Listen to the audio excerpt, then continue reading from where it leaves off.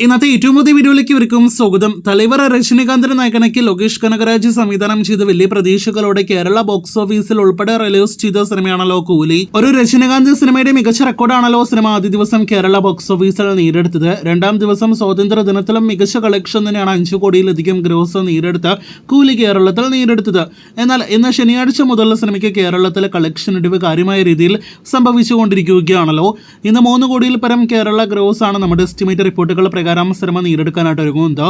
നാളെ ഞായറാഴ്ചയാണല്ലോ, മറ്റൊരു അവധി ദിവസമാണ് കൂലിയെ തേടി കേരള ബോക്സ് ഓഫീസിൽ എത്തുന്നത്. എന്നാൽ കേരളത്തിലെ സിനിമയുടെ ബുക്കിംഗ് നോക്കുകയാണെങ്കിൽ തികച്ചും ഞെട്ടിക്കുന്ന, പ്രത്യേകിച്ച് ഒരു ലോകേഷ് സിനിമ തന്നെയാണോ ഇത് എന്ന് തോന്നിപ്പിക്കുന്ന ലെവൽ ബുക്കിംഗ് ആണ് നമുക്ക് കാണാനായിട്ട് കഴിഞ്ഞിരിക്കുന്നത്. നാളെ ഞായറാഴ്ച സിനിമയുടെ കൊച്ചി ഏരിയയിലെ ബുക്കിംഗ്, പ്രത്യേകിച്ച് എറണാകുളം ജില്ലയിലെ മാത്രം ബുക്കിംഗ് നോക്കുകയാണെങ്കിൽ ഏകദേശം 200-ൽ പരം ഷോകൾ സിനിമയ്ക്കുണ്ട്. എന്നാൽ അതിൽ വെറും 17 ഷോകൾ മാത്രമേ സിനിമയ്ക്ക് ഫാസ്റ്റ് ഫില്ലിംഗ് ആയിട്ട് നമുക്ക് കാണാനായിട്ട് കഴിഞ്ഞിട്ടുള്ളൂ. ബാക്കി മുഴുവൻ പച്ചമയമാണ് ബുക്ക് മൈ ഷോയിൽ കാണാനായിട്ട് കഴിഞ്ഞിരിക്കുന്നത്.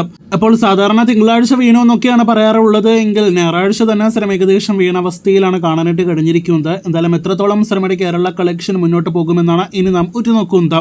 ഇതിനിടയിൽ സിനിമയുടെ ബഡ്ജറ്റ് ഒപ്പം തന്നെ രജനീകാന്തിന്റെയും സംവിധായകന്റെയും പ്രതിഫല റിപ്പോർട്ടിലേക്ക് വരികയാണെങ്കിൽ സൺ പിക്ചേഴ്സ് നിർമ്മിച്ച സിനിമയിൽ നിന്നും രജനിയുടെ പ്രതിഫലം ജയിലർ എന്ന സിനിമയുടെ അതേ രീതിയിലാണ്. അതായത് ആദ്യം ഒരു പ്രതിഫലം ഉണ്ടാകും, അതോടൊപ്പം തന്നെ സിനിമയുടെ ലാഭവിഹിതവും ഉണ്ടാകും. അതേ രീതിയിലാണ് കൂലിയുടെ കാര്യത്തിലും 200 കോടിയാണ് രജനീകാന്തിന് സിനിമയിൽ നിന്നും ലഭ്യമാക്കുന്ന പ്രതിഫലം. ഇതുകൂടാതെ സിനിമ വലിയ ലാഭം നേടിയെടുക്കുകയാണെങ്കിൽ അതിനൊത്ത ലാഭവിഹിതവും രജനീകാന്തിന് സിനിമയുടെ നിർമ്മാതാവ് നൽകുന്നതാണ്. സിനിമയുടെ സംവിധായകൻ ലോകേഷിന്റെ പ്രതിഫലം എല്ലാവർക്കും അറിയാം, 50 കോടിയാണ് അദ്ദേഹത്തിന്റെ ഈ സിനിമയിൽ നിന്നുള്ള പ്രതിഫലം. ലോകേഷിന്റെ കരിയറിലെ തന്നെ ഏറ്റവും ഉയർന്ന പ്രതിഫലമാണ് ഈ സിനിമയിലൂടെ ലോകേഷ് നേടിയെടുത്തിരിക്കുന്നത്. ബഡ്ജറ്റ് റിപ്പോർട്ടിലേക്ക് വരികയാണെങ്കിൽ 400 കോടിയാണ് സിനിമയുടെ ബഡ്ജറ്റ് എന്നാണ് വിവരം. ഇതിൽ പ്രധാന താരങ്ങളുടെ പ്രതിഫലം മാത്രം പോകുകയാണെങ്കിൽ 300 കോടിയോളം രൂപ അങ്ങനെ പോകുമെന്നാണ് മറ്റൊരു പ്രധാനപ്പെട്ട റിപ്പോർട്ട്. അപ്പോൾ 400 കോടി ബഡ്ജറ്റുള്ള കൂലിയുടെ കൂടുതൽ വാർത്തകൾക്ക് പ്രേക്ഷകർ കാത്തിരിക്കൂ.